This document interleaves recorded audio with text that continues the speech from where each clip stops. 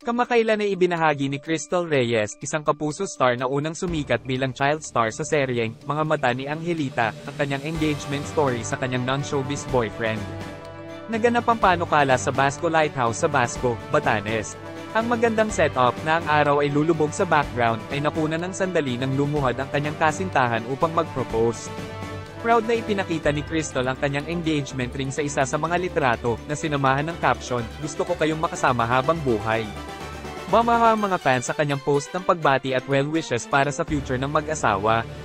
Malayo na ang narating ni Crystal Reyes mula noong mga unang araw niya sa showbiz, at ngayon ay nagsisimula na siya sa bagong kabanata ng kanyang personal na buhay. Congratulations sa masayang mag-asawa!